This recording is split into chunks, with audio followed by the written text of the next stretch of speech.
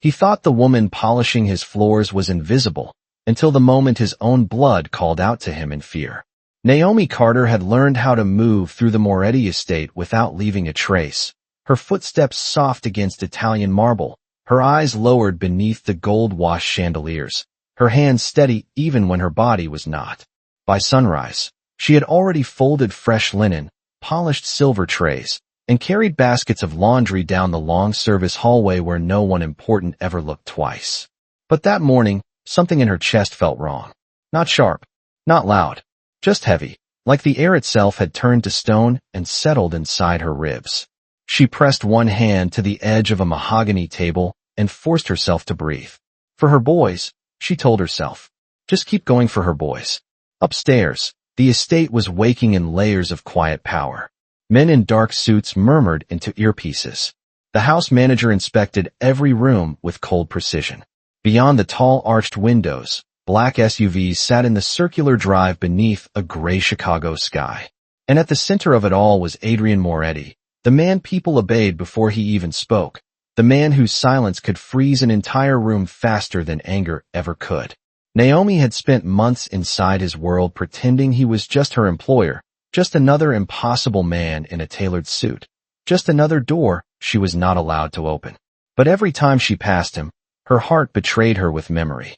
The twins were not supposed to be there that morning.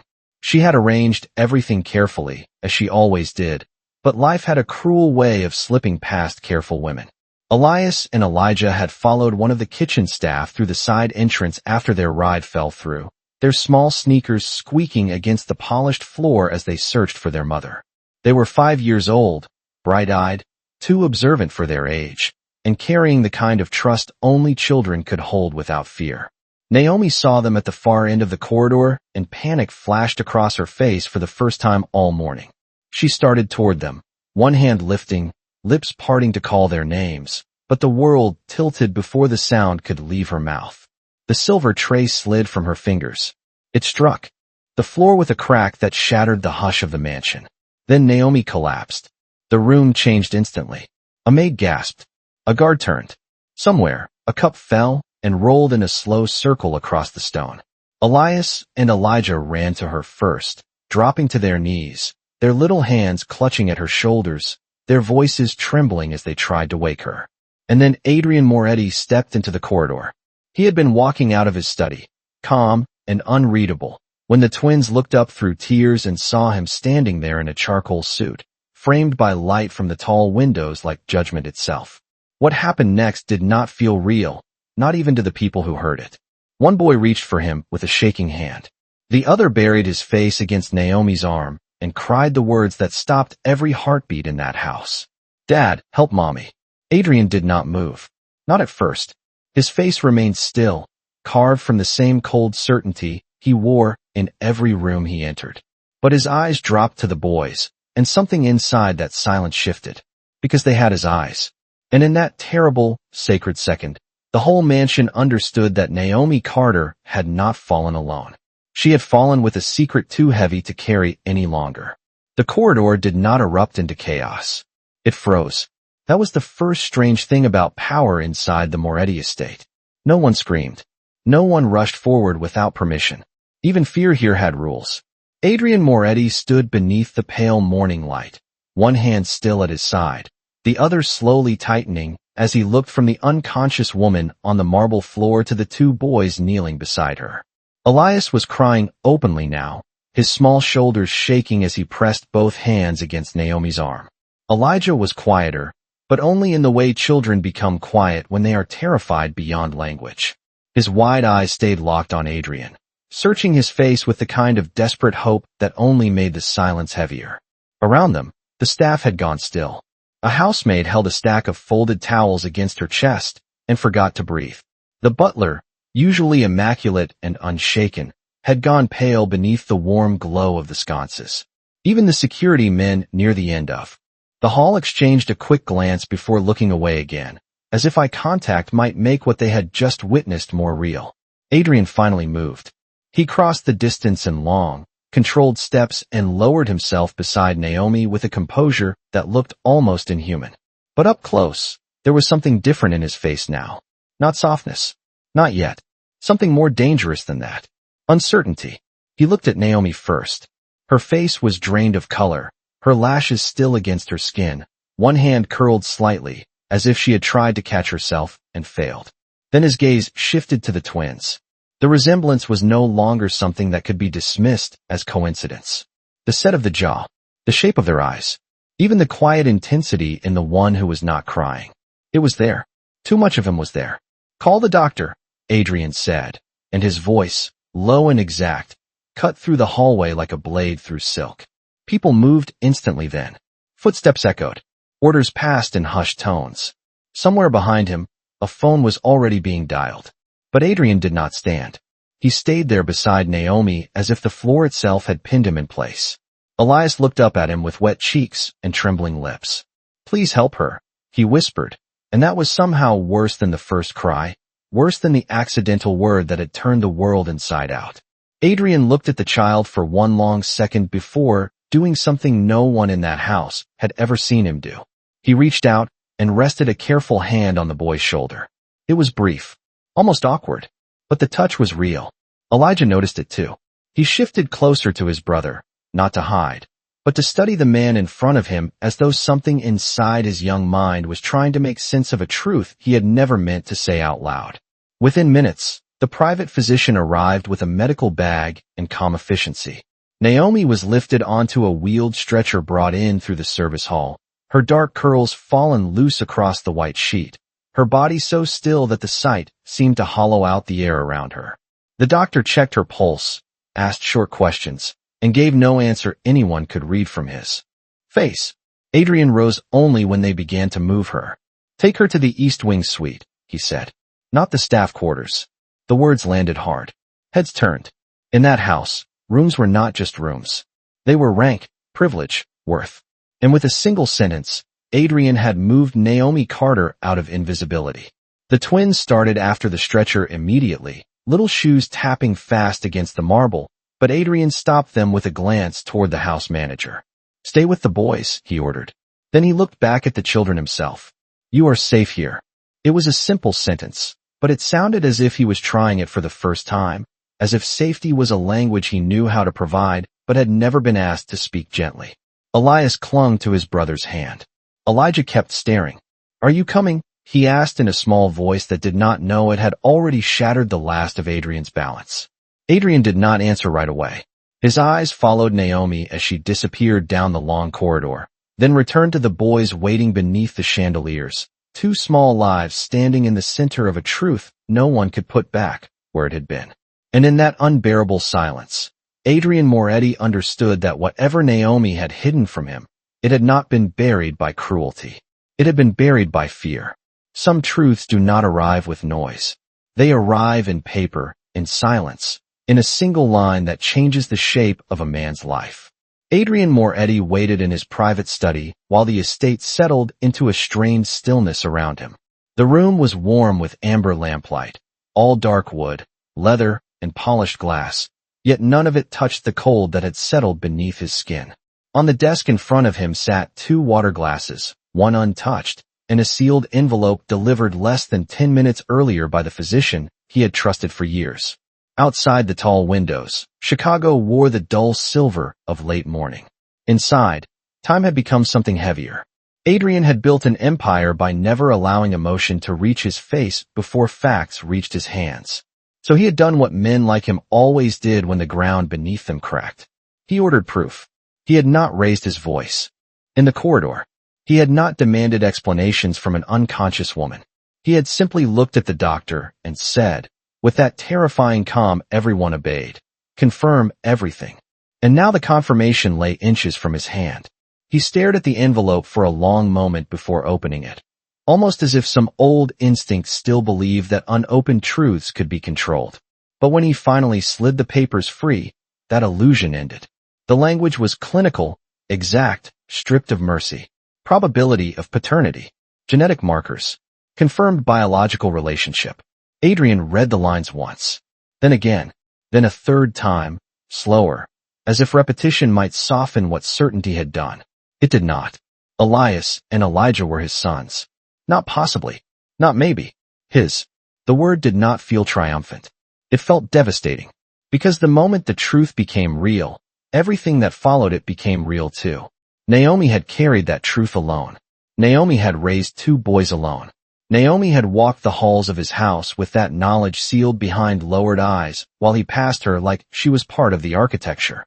He set the papers down with careful fingers, but his control had changed shape now. It was no longer the cold control of a feared man. It was the fragile control of someone discovering that his absence had not been empty at all. It had been filled by another person's suffering. A quiet knock came at the door. Adrian did not answer at first. When the door opened anyway, it was Mrs. Holloway, the house manager, her usual composure dimmed by uncertainty. "The boys are in the sunroom," she said softly. "They would not eat until I told them their mother was resting." Adrian looked up. "And Naomi?"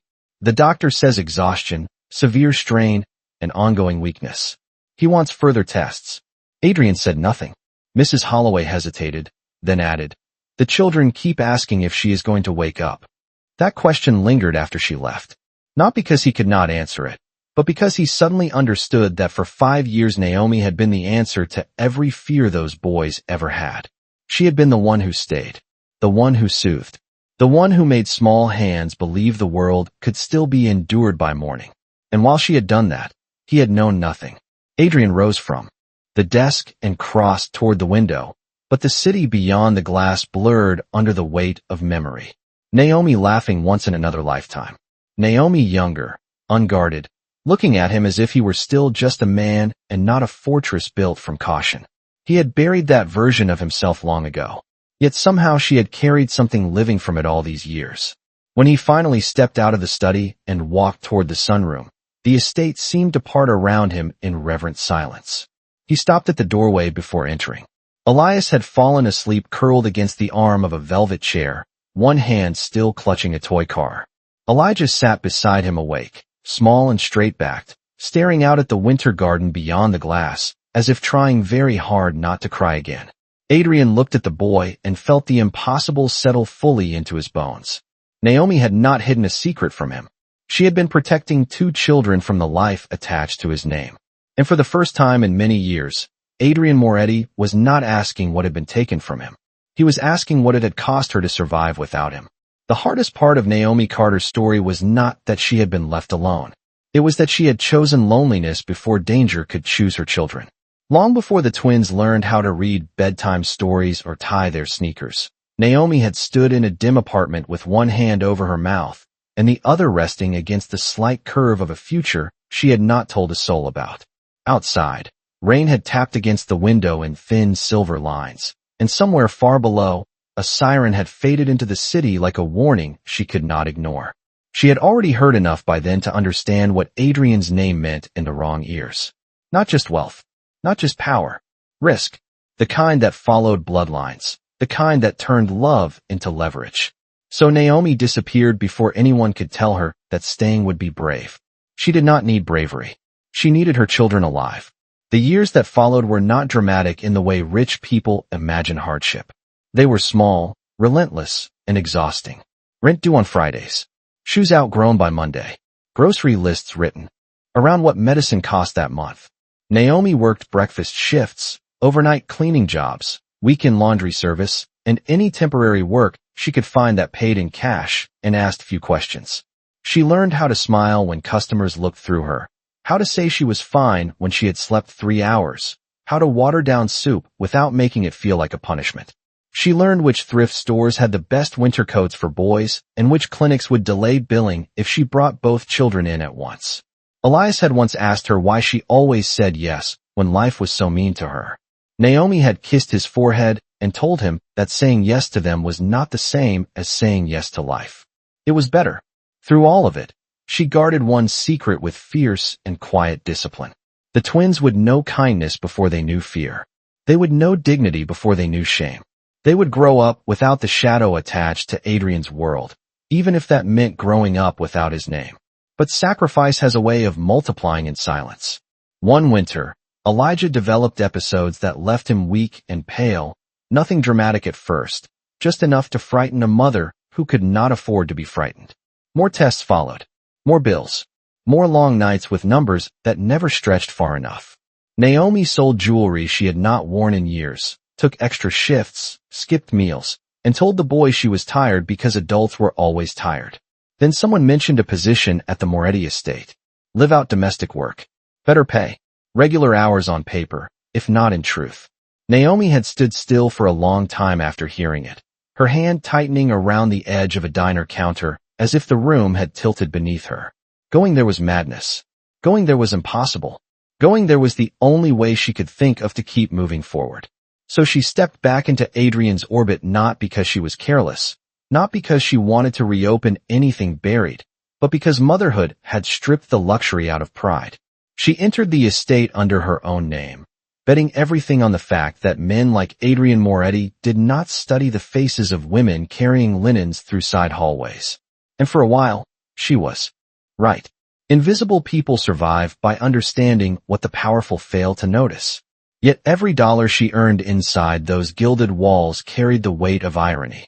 She was using the father's house to help save the son, while praying every morning that neither child would ever look too closely into Adrian's face and recognize themselves.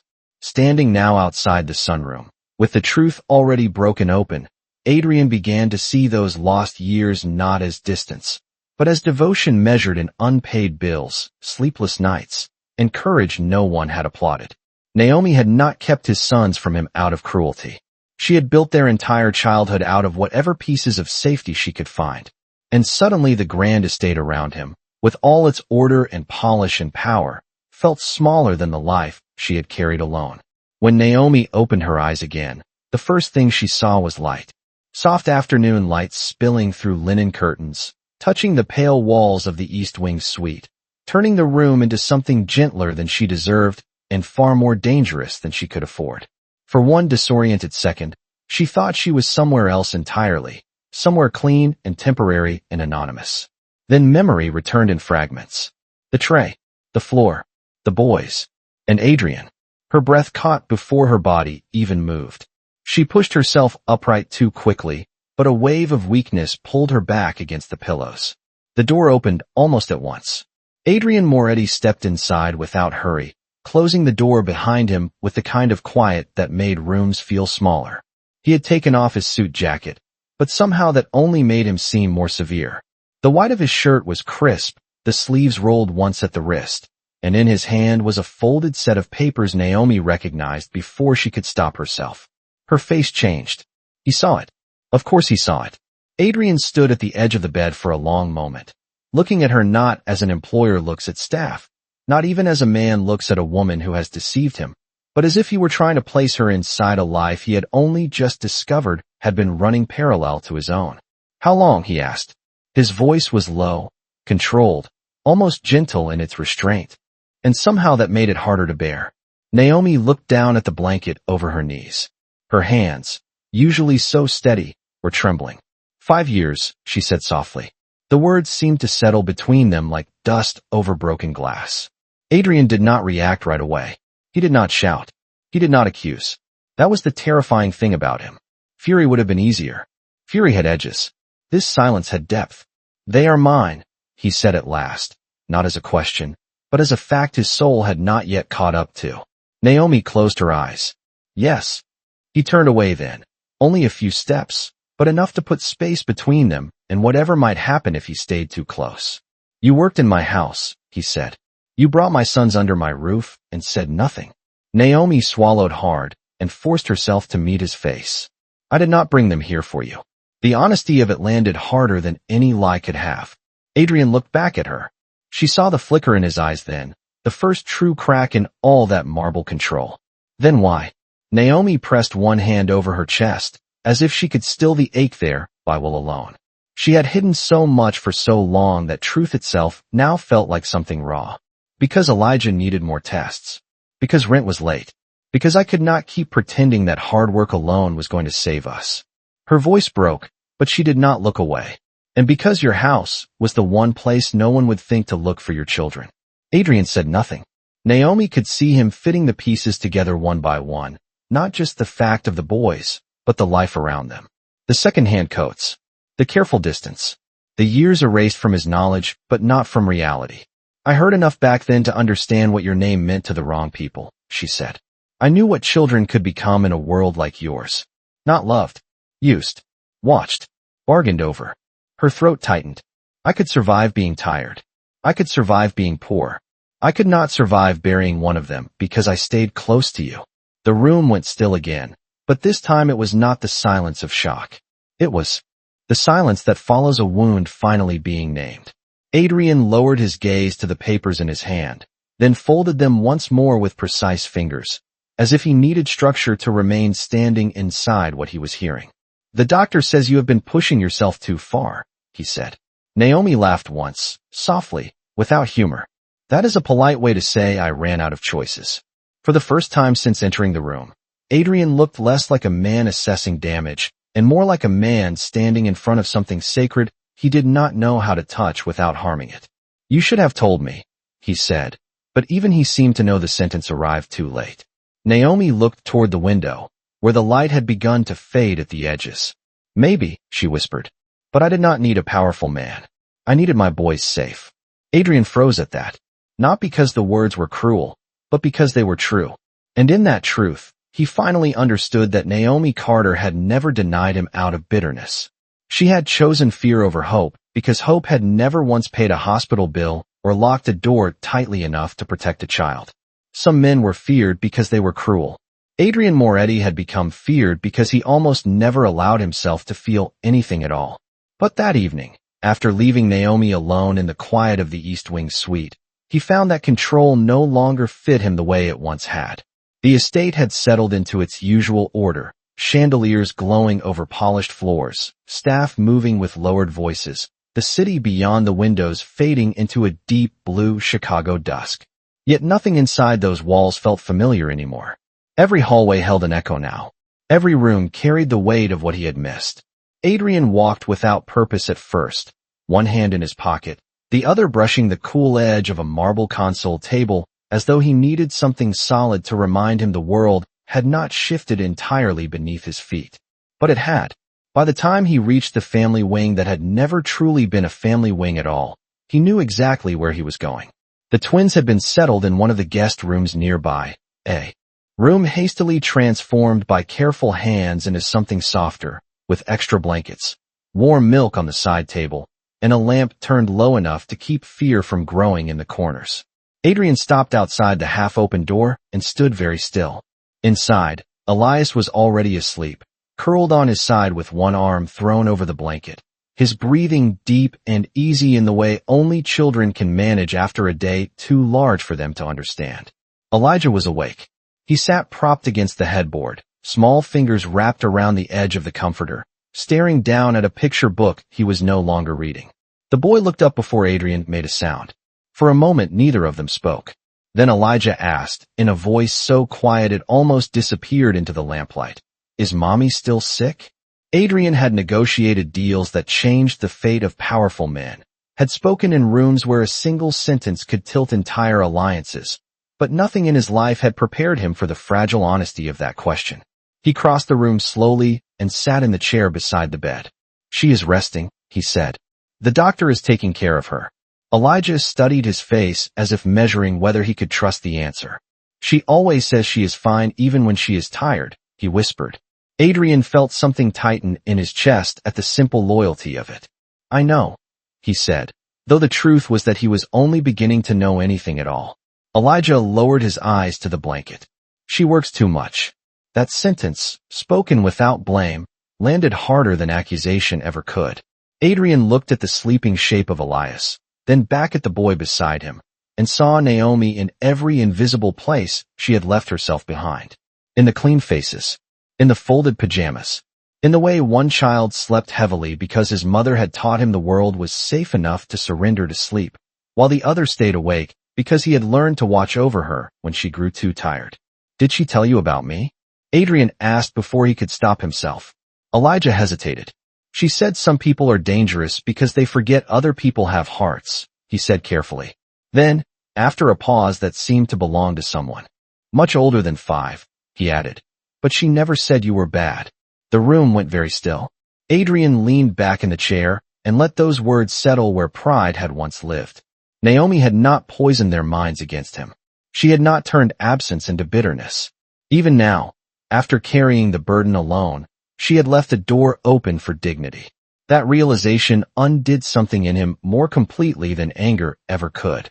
Elias shifted in his sleep and mumbled a few soft, impossible words before reaching out blindly. Without thinking, Adrian placed his hand there. The child's fingers closed around one of his for a second, trusting, instinctive, devastating. Adrian froze. The grip was so small, so brief, and yet it seemed to pass through every locked room inside him. He had spent years believing power meant never being held by anything. But in that quiet guest room, with one son watching him and the other sleeping beside him, he understood the scale of Naomi's sacrifice with brutal clarity. She had not simply raised two children. She had protected their innocence. She had carried their fears.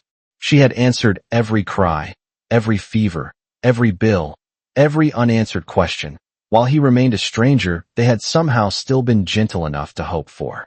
Adrian looked down at Elias's hand still resting near his own and felt the last of his old certainty break apart in silence. Naomi had done what he had never even known needed doing. And for the first time in his life, Adrian Moretti did not feel powerful. He felt unworthy.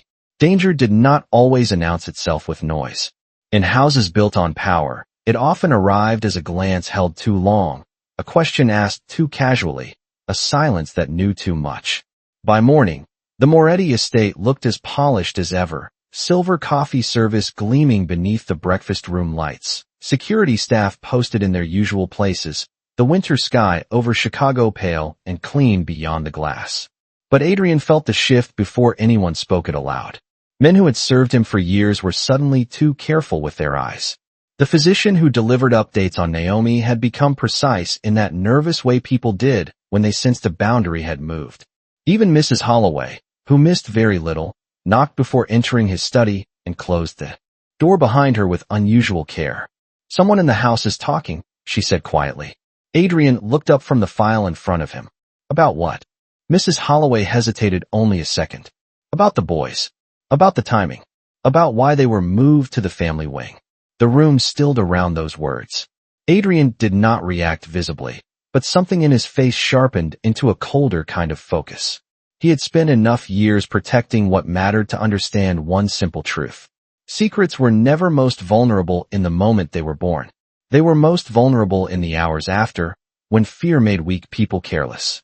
"Who knows?" he asked. "The doctor." "Me." Two members of the household staff who helped prepare the room. "And anyone with ears in that corridor yesterday." Adrian rose slowly from behind the desk and crossed toward the window. Below, in the inner garden courtyard, Elias and Elijah sat wrapped in matching wool coats on a bench beneath the glass canopy, while one of the women from the kitchen offered them cocoa in paper cups. They looked impossibly small against the stone and winter light. Too small for his world. Too exposed for her exhaustion. "Double the internal screening," Adrian said. "No staff changes. No panic. No one outside this house sees those boys." Mrs. Holloway nodded, but before she could leave, Adrian added, "And move the children to the blue sitting room beside Naomi's suite." Quietly, Mrs. Holloway paused. "You think it is that serious?" Adrian turned then, and whatever she saw in his face made her lower her eyes at once. "I think Naomi spent 5 years being afraid for a reason." Across the hall, Naomi was awake again, though still too pale, still too weak, and carrying that terrible habit exhausted mothers learned when survival became routine. She tried to sit up whenever the twins were mentioned. She tried to apologize whenever anyone adjusted her blankets or brought tea she had not asked for. She tried, even now, to make herself smaller than her suffering. Adrian entered her room near noon and found her standing barefoot beside the bed, one hand braced against the carved post, the other pressed to her side, as if sheer will might keep her upright. "You should not be standing," he said. Naomi looked at him with tired defiance. "Where are my boys?" "Safe." He crossed the room in 2 steps and guided her back to the edge of the mattress, not with force, but with the careful certainty of someone who had finally learned that gentleness was not weakness. Naomi searched his face immediately. "What happened?" Adrian did not lie to her. "Someone is paying attention." For a second, all the color she had regained disappeared. Her fingers tightened in the blanket. He saw the old fear return so quickly, it was almost muscle memory. Not fear for herself. Never that. Always for them. I knew this would happen, she whispered. I knew one mistake would be enough. Adrian crouched in front of her then, bringing himself level with the woman who had spent years carrying terror with no witness. Listen to me, he said, and his voice was low enough that the room itself seemed to lean in. You were right to protect them. You were right to be careful. But you are not alone with this now.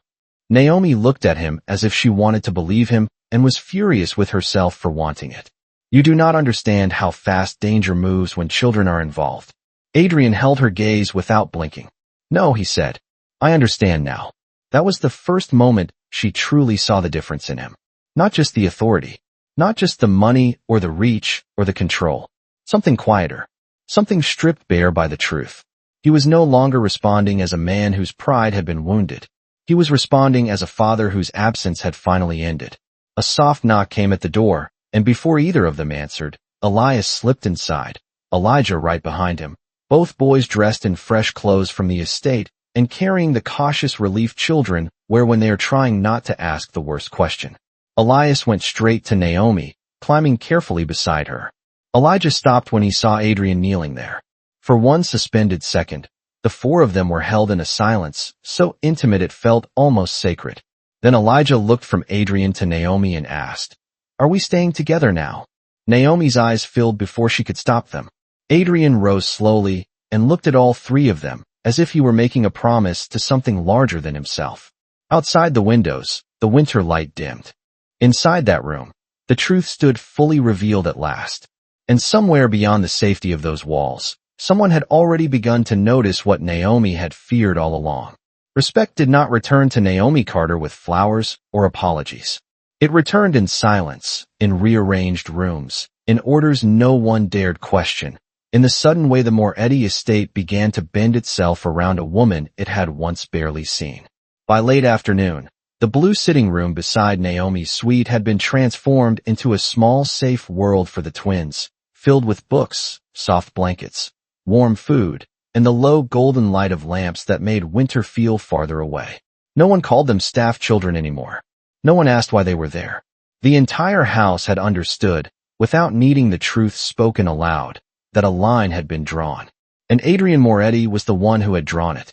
He convened the household that evening not in the grand dining hall, where performance lived, but in the lower reception room where real instructions were given and remembered. The staff stood in still rows beneath muted chandeliers, hands folded, eyes lowered, every polished surface in the room reflecting some version of tension. Adrian entered last. He did not raise his voice. He never needed to. He stood at the head of the room in a dark suit, one hand resting lightly against the back of a leather chair, his expression calm in that cold, unreadable way that had ruled far more powerful rooms than this one. Yet tonight there was something else beneath the control. Not softness. Certainty. From this moment on, he said, Naomi Carter is under my direct protection. Her sons are under my protection as well. The words landed with the force of law. No one moved. No one looked up. But everyone heard the difference. Not a temporary arrangement. Not a favor. A declaration. Adrian let the silence settle before continuing. There will be no discussion of them outside this house. There will be no questions, no whispers, no passing curiosity mistaken for harmlessness. Anyone who fails to understand this will no longer remain under this roof. It was not a threat dressed as drama. It was cleaner than that. Final. Mrs. Holloway stood near the back with her usual composure, though even she lowered her eyes a fraction more at the weight of it. A young maid who had once spoken too casually about Naomi in the laundry hall now looked as if shame had finally found her in proper clothes. The estate had shifted, and everyone could feel it. The woman they had overlooked was no longer moving through the house on borrowed tolerance. She belonged inside its boundaries now in a way that made the entire structure answer for how it had treated her before. Upstairs, Naomi did not know the exact words Adrian was saying, but she felt the change almost immediately. Dinner arrived on porcelain instead of the staff tray. A nurse was stationed discreetly outside her door. Fresh clothes had been brought for the boys in their correct sizes, not guessed, not improvised, but but carefully chosen as if someone had finally understood that dignity often begins in the details. Elias laughed for the first time that day when he discovered a navy sweater soft enough to sleep in. Elijah said little, but his eyes tracked every kindness with that solemn intensity that made him seem older than he was. Naomi sat propped against the pillows, watching them from the edge of exhaustion, and for the first time in years, help did not feel like debt. It felt dangerous in a different way. It felt like relief. Adrian returned after the meeting and paused just inside the doorway of her suite. The twins were seated at a low table nearby, half finished with grilled cheese and tomato soup, their voices quiet, their shoulders finally loose with warmth and food. Naomi looked up at him, searching for some sign of what had changed beyond the visible. Adrian met her gaze and said only, "No one in this house will disrespect you again." Naomi blinked, caught off guard not by the promise itself, but by the absence of pride inside it. He was not trying to impress her. He was repairing what should never have been broken. "You cannot control what people think," she said softly. Adrian looked at the boys, then back at her. "No," he replied, "but I can control what they are permitted to do with it." The room fell quiet after that, but it was no longer the silence of fear. It was the silence that comes when order is restored by someone who finally understands what must be protected. Elias slid off his chair and wandered toward Adrian with the fearless gravity children sometimes have when they sense a door has opened. He held up half of his sandwich with complete seriousness. "Do you want some?" Adrian looked down at the offered piece of bread as if it were the most unexpected thing ever placed in his hand. Then, very carefully, he accepted it. Naomi watched that small exchange with tired eyes that suddenly shone brighter than the lamplight. Because this was how healing entered a house like this. Not loudly, not all at once, but through tiny acts that made power kneel without humiliation.